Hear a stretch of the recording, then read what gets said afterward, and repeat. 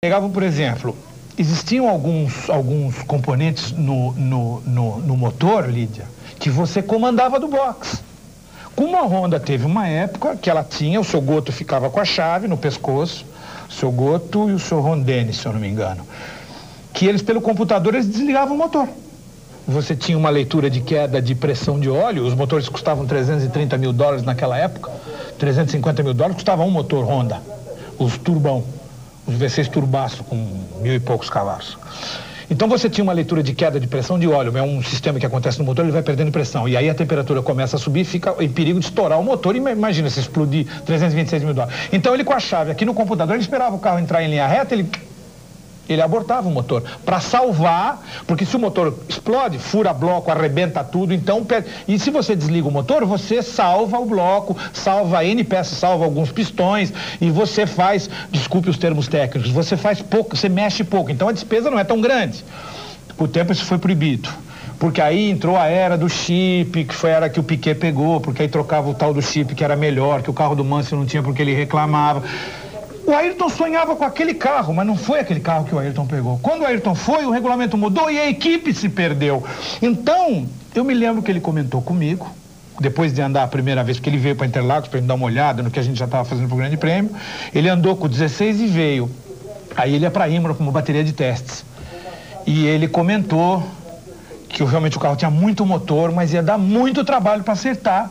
Porque até o cara estava meio cadeirão, precisava acertar, precisava, porque a equipe estava perdida. Infelizmente, ele ia ter que começar na Williams da estaca zero. Claro que era uma equipe competente, com técnicos competentes e com muito dinheiro. Eu não tenho nem dúvida que na metade do campeonato estava tudo resolvido. Infelizmente não deu tempo. Edgar, a gente... Por que ele correu? Ele não poderia ter dito, olha, eu não vou correr, eu não estou bem. Se ele não poderia dizer só, eu não quero correr, ele não poderia ter... Poderia. Dito, olha, eu não estou me sentindo bem, não quero correr. O que aconteceria? Lídia, o Maurício e a Maria Helena, aqui de São Paulo. Maurício é de São Bernardo. Veja bem, Maurício, Maria Helena, o Ayrton era muito obstinado pelas suas responsabilidades, pelos seus compromissos. Ele realmente estava chocado, porque o Ayrton era um moço de vida. O Ayrton era pela vida, sempre foi pela vida. Ele tinha toda a consciência do mundo com todos os riscos. Na juventude dele, talvez ele até tenha arriscado mais que os outros, por isso que ele chegou aonde ele chegou. A maturidade veio com o tempo, como vem. Você deve saber disso, Maria Helena, melhor do que a gente, que a maturidade com o tempo vem, você vai chegando mais à razão, Mas ele teve o seu momento de Schumacher, ele teve o seu momento de realmente vir na freada, de vir por tudo ou nada, teve. Com a palavra Alboreto, que é um apaixonado pelo Ayrton hoje, com a palavra o próprio Mansell, o Ayrton realmente, quando começou a carreira dele, era um terror. Ele alucinava todo mundo. Para ele não tinha. Ele vinha e não vai fazer, ele vinha e fazia. Mas ele já tinha consciência de que ele podia fazer. É porque o limite dele era mais alto que o dos outros. Então aquilo para ele era natural e para os outros era uma coisa meio esquisito de você ver. O que chocou o Ayrton nessa corrida? Lídia, foi a primeira morte que ele viu na vida dele na Fórmula 1. Pela primeira vez o Ayrton Senna viu um piloto morrer na Fórmula 1. E isso deve ter chocado o Ayrton profundamente, tanto é, prova disso é que ele foi lá ver. Nós estamos conjecturando aqui, né? Tanto é que ele foi, a própria reação dele, né? Pela primeira vez ele viu alguém morrer, ele nunca tinha visto. Ele foi para a Fórmula 1 em 84, pela Toleman, depois passou para a Lotus, o De Angelis morreu em Paul Ricard num treino, ele não viu, de formas que agora, nessa fase, né, mais madura, mais bonita, que esses últimos 3 anos, ele entrou nessa fase mais... Foi a primeira morte, então eu acredito que ele deve ter ficado chocado com isso. Mas aquele comportamento, Lídia, é o que eu falei agora há pouco pro Rondino. Eu ainda acredito, pelo que eu vi na época em que eu viajava, que eu fiz durante 17 anos, ele saiu, fez um boletim, o Nelson de noite já queria fugir, já queria fazer um monte de coisa, porque queria correr de qualquer jeito. Aí nós fomos ver o tape à noite e nós temos visto aí algumas imagens desse acidente. O problema do Nelson foi um pneu. Então o Williams partiu a uns 290 por hora, né? Já veio rodando, O do Nelson vem rodando, o Ayrton foi reto, olha lá. Ele sai retinho, explode e termina tudo. O Nelson vem rodando. O do Berger, para mim, foi mais impressionante. Mas o do Berger, ele bate num ângulo mais aberto. Se a gente puder rever as imagens uma hora, que se você puder rever, você olha o alinhamento como o Berger parte, ele parte mais aberto, ele não parte tão fechado. Entendeu? Então, digamos, se o Ayrton bateu uns 50, 60 graus, acompanha não. Mas para aquele que ainda não se ateve às coisas da Fórmula 1, nos detalhes, o pessoal é de uma competência, o pessoal é de um conhecimento que, meu Deus, essa coisa de regulamento, os recursos que eles encontram para driblar, é uma coisa tão, eu não sei se muitos telespectadores lembram da história das caixas d'água. O Piquet deve lembrar disso tão bem. Da suspensão que quando não podia mais, que eles tiraram, que o carro não podia mais esfregar no chão, então você não podia mais ter a asa, eles inventaram um jeito para fazer o carro abaixar e esfregar no chão. Então, cada coisa que você troca, os engenheiros vão buscando recursos para driblar, para encontrar um efeito, para ter uma resposta parecida. Então, hoje, se você não tem mais o efeito solo, você tem uma reação parecida, porque eles criam uma pressãozinha naqueles últimos 40 centímetros do carro, que vai criar uma pressão para baixo, que vai dar um efeito solo. Então, a época da caixa d'água é uma coisa engraçada. Para você que não acompanhou, a FIA uma vez fez uma série de proibições também, não pode mais isso, não pode mais aquilo, tinha que ter um peso, porque o que era turbo, porque não era aspirado. E toda aquela água das duas caixas de 20 litros, que tinha uma de cada lado, portanto...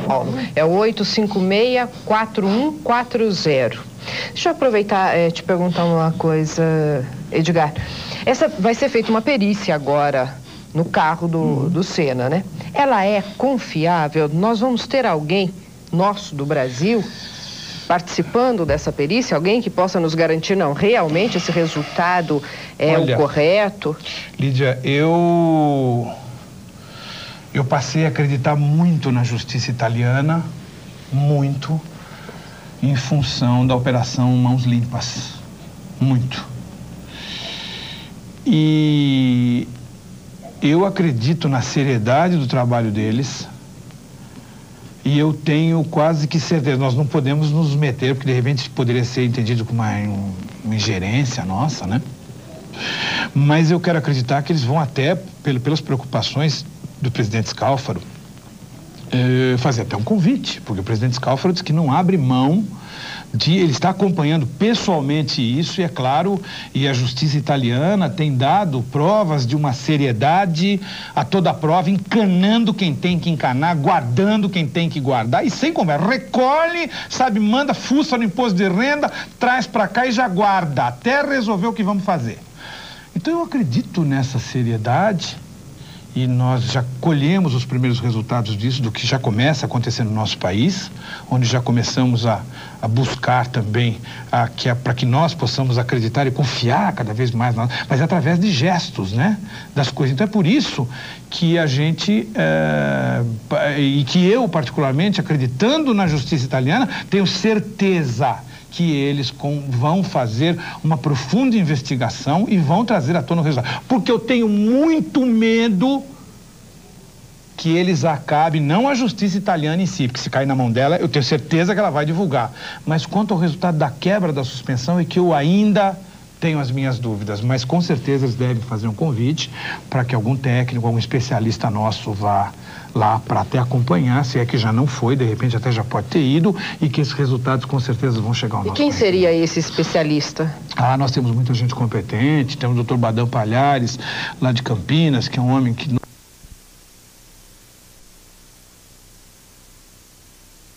sequer deve ter, quando muito, apoiado o pé no freio. Do futebol, inscritos na federação que foi fundada em 1929.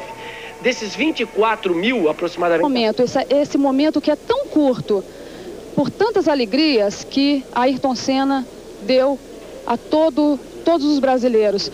Eles passam aqui rapidamente, mas parece que esse tempo, para eles, é o suficiente. A gente vai até tentar conversar com essas pessoas que passam aqui tristes, em silêncio.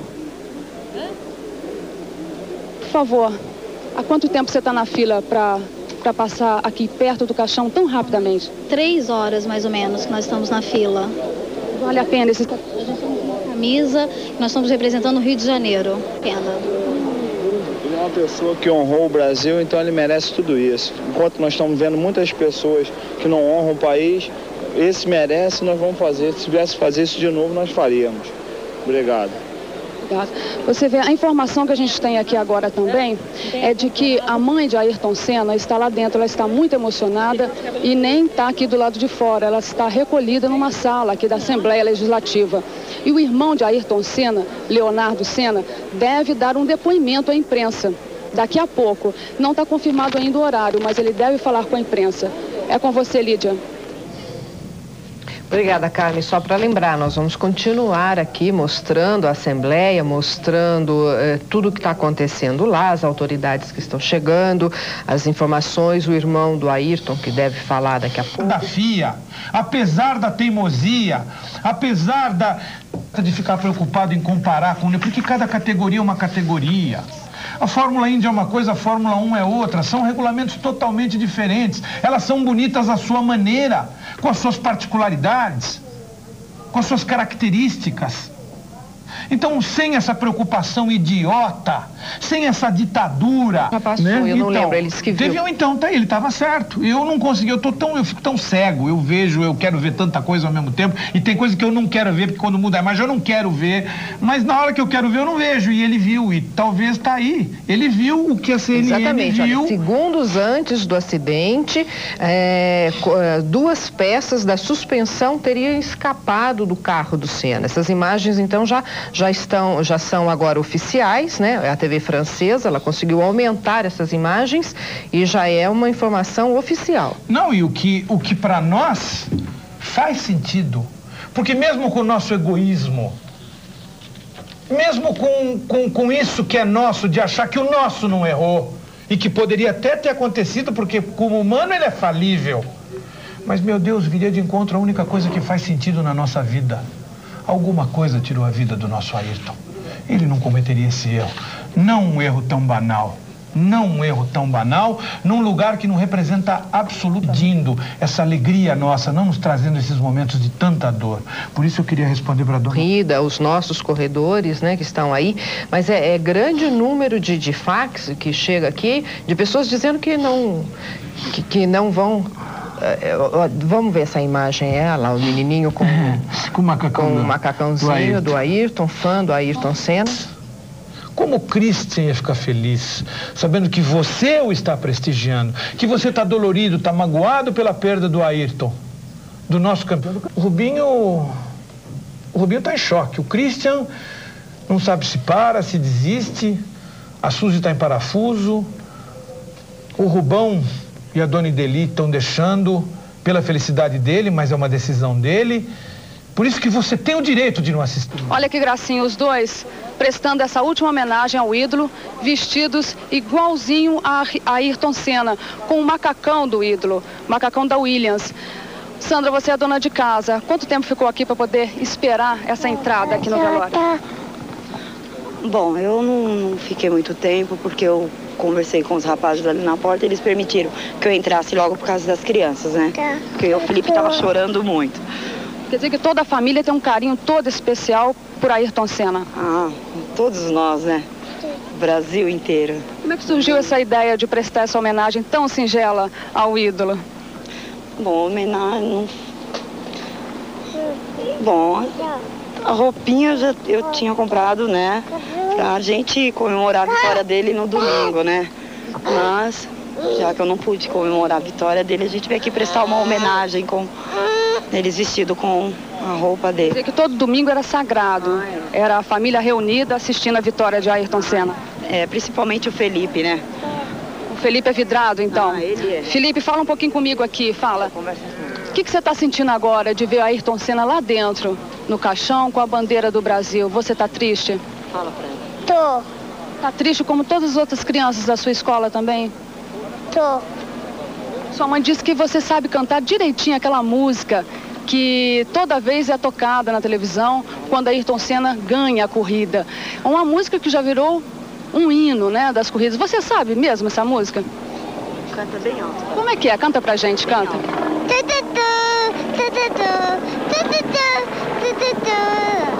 E agora, sem Ayrton Senna, como é que vai ser? Vai ficar triste no domingo sem Ayrton Senna na corrida?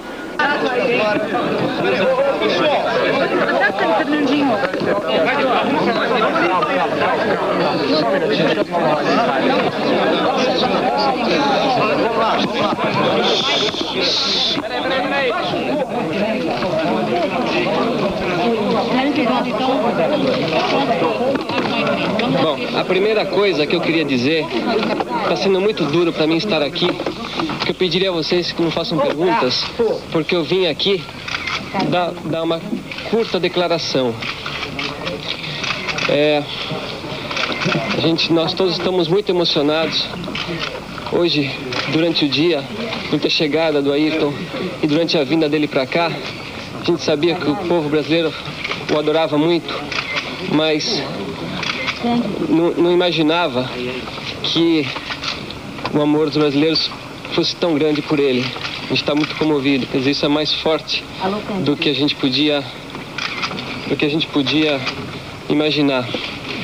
A única forma da gente entender o que aconteceu é que o Ayrton veio para cá para uma missão. Deus o trouxe, Deus o levou. Agora, a razão de eu estar aqui é que a gente não consegue compreender como, após alguns acidentes recentes, naquela curva,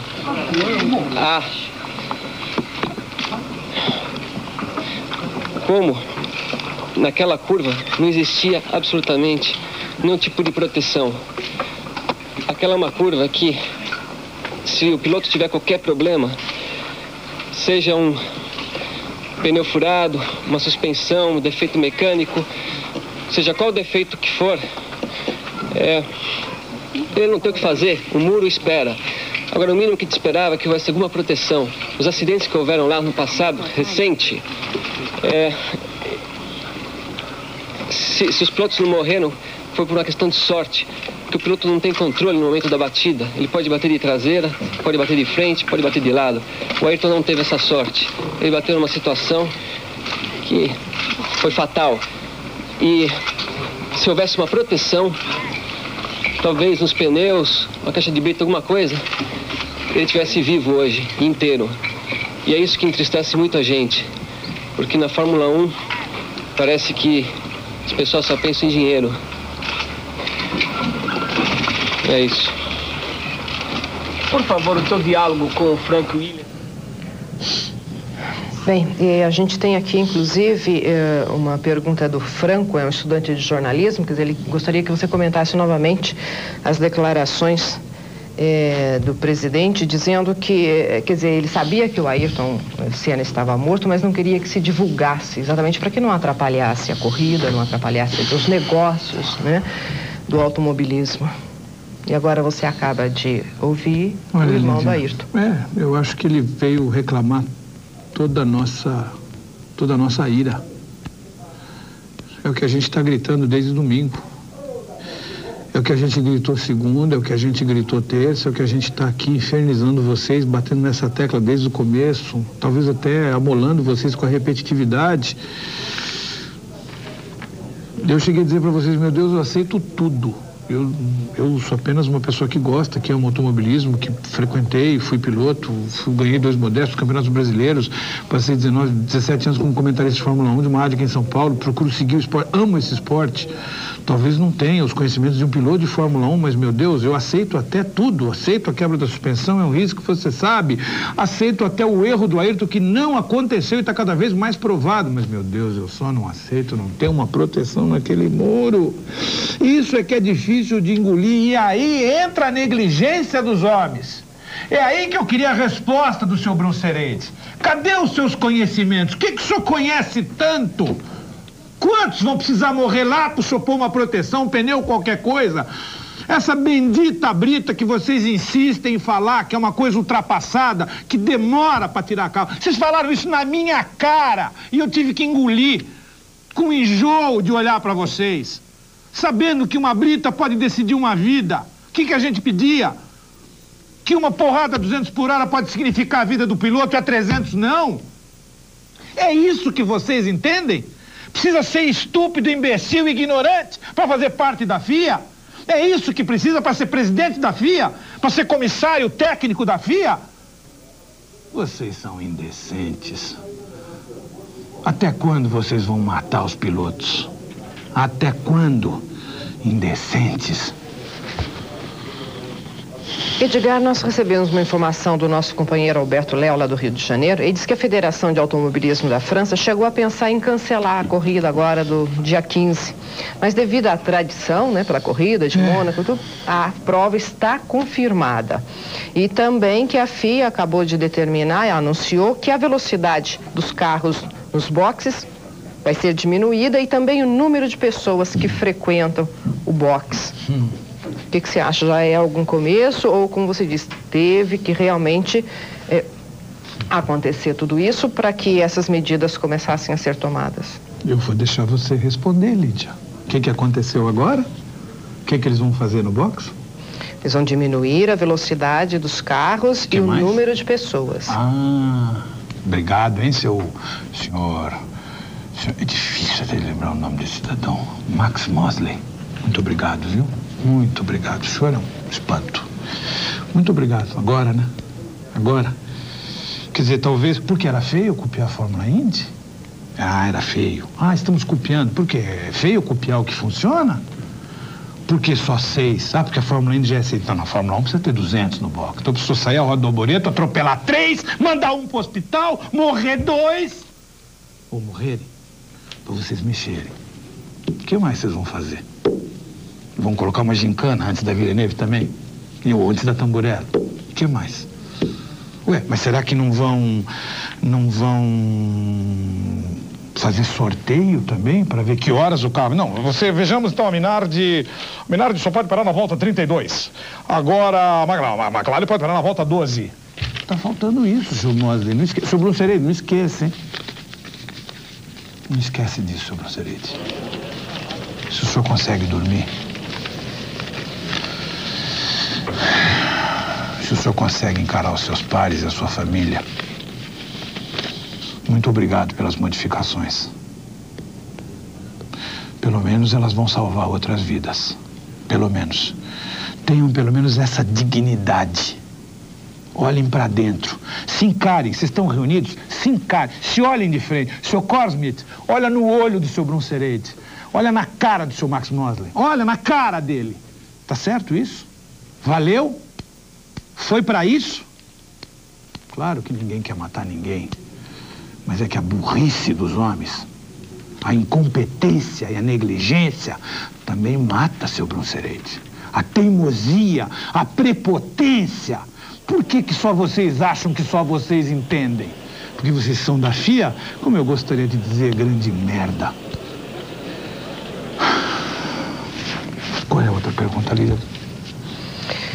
Bem, as pessoas continuam com dúvidas em relação à caixa preta, e então só para voltar a falar... Não vem de segunda. Os motores vêm embrulhando, porque não embala aquele troço. Aí começa a esquentar, aí dá pêndulo para esquentar pneu, pisa no freio com o outro pé, pisa no freio para esquentar, porque não vai, o outro lá não vai, não pode passar.